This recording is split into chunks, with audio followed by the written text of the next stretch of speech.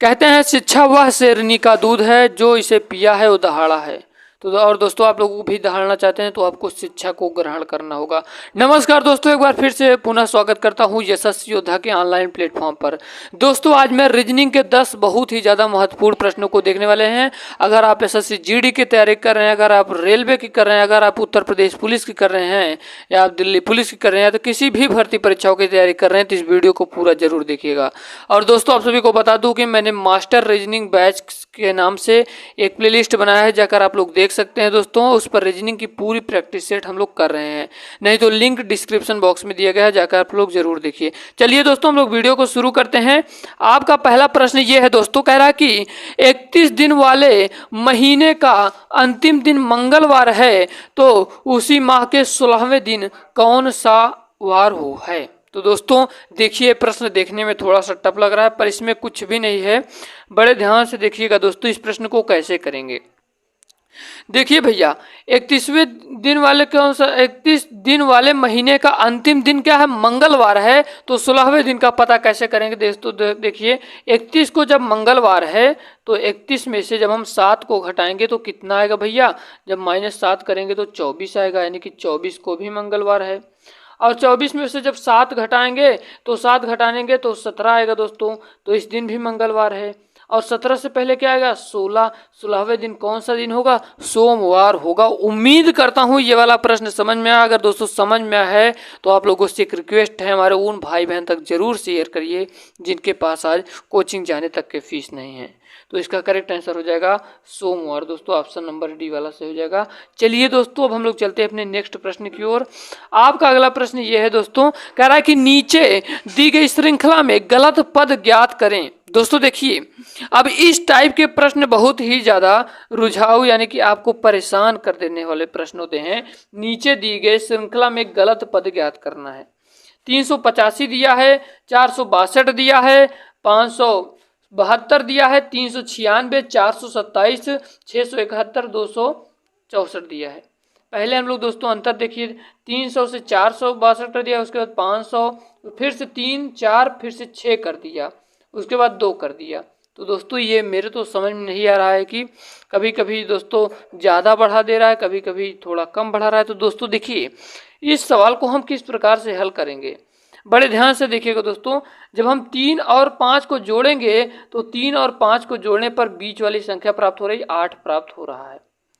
देखिए फिर से बड़े ध्यान से देखिएगा, जब हम किनारे किनारे वाली संख्याओं को जोड़ते हैं, 3 और 5 को जोड़ेंगे तो 8 प्राप्त होगा बीच वाली संख्या, और 4 और 2 को जोड़ेंगे तो 6 प्राप्त होगा, 5 और 2 को जोड़ेंगे तो 7 प्राप्त होगा, 3 और 6 को जोड़ेंगे तो 9 प्राप्त होगा, और 4 और 7 को जोड़ेंगे तो यहाँ पर 2 लिख दिया गया है, यहाँ पर 11 होना चाहिए दोस्तों, जो कि बिल्कुल गलत है। तो और दोस्तों हम लोग इसके आगे देख लेते हैं, क्या यही नियम रेगुलर फॉलो कर रहा है कि नहीं। 6 और 1 को जोड़ेंगे तो 7 आएगा, और 2 और 4 को जोड़ेंगे तो 6 आ रहा है, यानी कि ये नियम बिल्कुल फॉलो कर रहा है। आपका क्या हो जाएगा आंसर, 472 हो जाएगा दोस्तों। अब क्यों हो जाएगा, बड़े ध्यान से सुनिएगा, क्योंकि इसमें दिया है गलत पद ज्ञात करना है। अब हम क्या किए कि जब किनारे किनारे वाली संख्याओं को जोड़ रहे हैं तो बीच वाली संख्या प्राप्त हो रही है, परंतु 472 ऐसी संख्या है इसमें दिए गए पदों में। 472 ऐसी संख्या है, जब हम 7 और 4 को जोड़ने पर 11 आता है, परंतु यहाँ पर 2 लिखा है, यानी कि ये गलत संख्या है। ऑप्शन नंबर डी वाला सही हो जाएगा। आपका 3 नंबर का प्रश्न ये कह रहा है दोस्तों कि प्रतीकों के उपयुक्त सेट का चयन करें। अब कैसे करेंगे हम लोग देखते हैं। 72 दिया है, 8, 5, 4 दिया है, जिससे आपको 49 बताना होगा कि किस प्रतीकों से ये बन रहा है, यानी कि प्रतीकों का मतलब ऑप्शन नंबर में दिया है कि पहले गुणा, फिर माइनस, फिर भाग। और दोस्तों इसी सीक्वेंस में 4 ऑप्शन दिए हैं कि किसको हम रख दें कि यहाँ पर 49 प्राप्त होगा। तो दोस्तों जब इस प्रकार के प्रश्न आए तो आपको दिमाग में सबसे पहले भाग रखना होगा। देखिए दोस्तों, यहाँ पर भाग दिया है पहले में, जब हम लास्ट वाली संख्या क्या है, भागे है। जब हम 4 का भाग 5 में करेंगे दोस्तों, क्या करेंगे, 4 का भाग जब हम 5 में करेंगे तो दोस्तों दशमलव में आएगा, जो कि यहाँ से हमारा आंसर सिद्ध नहीं होगा। चलिए हम ये वाला बी नंबर का देखते हैं पहले। बी में देखिए दोस्तों, भाग बीचों बीच है, यानी कि 5 का भाग जब हम 8 में करेंगे फिर भी यहाँ पर दशमलव में प्राप्त होगा, है ना, यानी कि ये भी आपका गलत होगा। अब दोस्तों देखते हैं सी नंबर का। सी में पहले में प्लस है, जब 72 और 8 जोड़ेंगे तो 80 होगा, यानी कि हमको भाग देखना है लास्ट वाली संख्या से, यानी कि जब हम 4 में 5 का भाग देंगे तब भी हमें दशमलव में आएगा, तो यानी कि ये भी प्राप्त नहीं कर सकता 49। अब चौथा वाला दोस्तों देखिए, चौथे में दिया क्या है, पहले भाग दिया है। अब जब हम 8 का भाग जब हम 72 में करेंगे तो 8 नवैया 72, 8 नवा 72 गुणे दिया है, उसके बाद गुणते 5 और प्लस 4, यानी कि 5 9 45 4 49, यानी कि correct answer option number D वाला हो जाएगा। उम्मीद करता हूँ ये वाला प्रश्न आप सभी के समझ में आया होगा। चलिए अब हम लोग चलते हैं अपने नेक्स्ट प्रश्न की ओर। आपका अगला प्रश्न 4 नंबर का ये है दोस्तों। देखिए ये कह रहा है कि 50 से 65 बना तो 101 से क्या बनेगा। दोस्तों हम आपको बता दूं कि इस प्रकार के प्रश्न बहुत ही ज़्यादा दिमाग लगाने की इसमें कोई भी आपको झंझट नहीं रहता है और आप इस प्रश्न को बिल्कुल आसानी से कर सकते हैं। दोस्तों देखिए 50 से 65 पहली चीज़ तो 50 में जब हम 15 प्लस करेंगे तो 65 बनेगा, तो जब हम 101 में 15 प्लस करेंगे तो 116 प्राप्त होगा। क्या इस ऑप्शन में दिया गया है? क्या दोस्तों इस ऑप्शन में नहीं दिया गया है, यानी कि ये रूल मेरा गलत है, यानी कि ये मेरा नियम फॉलो नहीं कर रहा है। तो चलिए हम दूसरा नियम भी लगाते हैं भैया, हमारे पास बहुत ज़्यादा दिमाग है। देखिए 7 का स्क्वायर करेंगे प्लस 1, जब 7 7 49 प्लस 1 50 होगा। उसके बाद 8 का स्क्वायर करेंगे, 8 8 64 प्लस 1, तो यहाँ पर 65 प्राप्त होगा। इसी प्रकार से 101, 10 का स्क्वायर प्लस 1, 10 धाम 100 प्लस 1 101। उसके बाद 10 के बाद क्या आएगा, देखिए 1 बढ़ा रहा है, 7 के बाद 8, उसके बाद 10 के बाद क्या करेंगे 11, 11 स्क्वायर प्लस 1, 11 ग्राम में 121 प्लस 1 122। कहीं दिख रहा है क्या? जी हाँ दिख रहा है, बिल्कुल यही राइट आंसर होगा आपका, ऑप्शन नंबर सी वाला सही हो जाएगा। उम्मीद करता हूँ ये चौथा नंबर का प्रश्न भी आप सभी के समझ में आया होगा। चलिए अब हम लोग चलते हैं अपने आपके अगले प्रश्न की ओर। कह रहा है कि इस चित्र में वृत्त, बड़े ध्यान से देखिएगा दोस्तों इस प्रश्न को, इस चित्र में वृत्त युवाओं का त्रिभुज अशिक्षित व्यक्तियों को और आयत रोजगार में लगे व्यक्तियों को निरूपित करता है। यानी कि ये जो वृत्त है दोस्तों ये युवाओं को, और ये जो त्रिभुज है ये अशिक्षित व्यक्तियों को, और ये जो रोजगार युक्त व्यक्ति है ये दोस्तों किसको ये दर्शाता है? आयत को। ठीक है, तो आपसे पूछ कर रहा है कि कौन सी संख्या युवा, शिक्षित एवं बेरोजगार को निरूपित करता है। तो दोस्तों देखिए आप सभी को बता दूं, क्या एक को देखिए दोस्तों, एक कर क्या रहा है, एक आपको शिक्षित भी है और बेरोजगार भी है।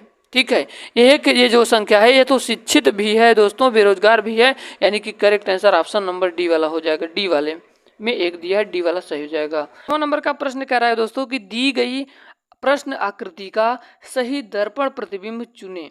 प्रश्न आकृति दोस्तों दिए गए है, आपको क्या बताना है? मिरर इमेज बताना होगा। तो दोस्तों देखिए ये किस प्रकार से बनेगा।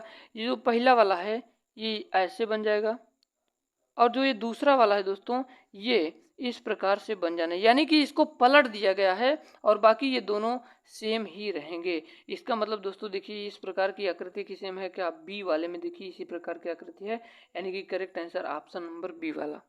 चलिए अब हम लोग चलते हैं अपने नेक्स्ट प्रश्न की ओर। दोस्तों आपका अगला प्रश्न है कि नीचे दिए गए चित्र में कितने त्रिभुज हैं। जितने भी मेरे दोस्त इससे पहले वाली वीडियो को देखे होंगे वो लोग जरूर बता लेंगे। अगर आप लोग भी नहीं देखे हैं तो जाइए, प्लेलिस्ट हम आपको डिस्क्रिप्शन बॉक्स में दे रहे हैं दोस्तों, मास्टर रीजनिंग बैच के नाम से है।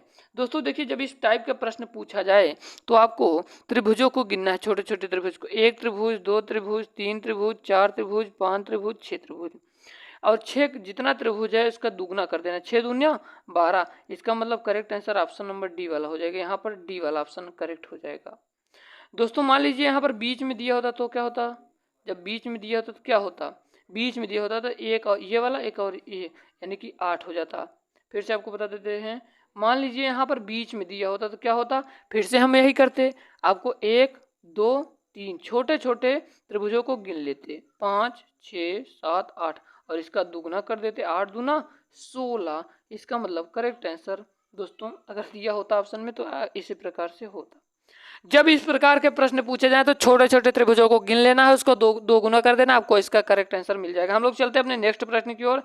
कह रहा है दोस्तों कि नीचे पासे की 2 स्थितियों को दर्शाया गया है। जब संख्या 1 ऊपर हो तो नीचे कौन सी संख्या होगी? दोस्तों देखिए यहाँ पर 1 है, और दोस्तों यहाँ पर देखना होगा 6 और 4 है ना, 2 फलकों पर। और दोस्तों यहाँ पर देखिए 6 और 4 है, यानी कि 1 का दोस्तों क्या हो जाएगा, नीचे वाली कौन सी संख्या होगी, 5 हो जाएगा। Correct answer option number C वाला हो जाएगा।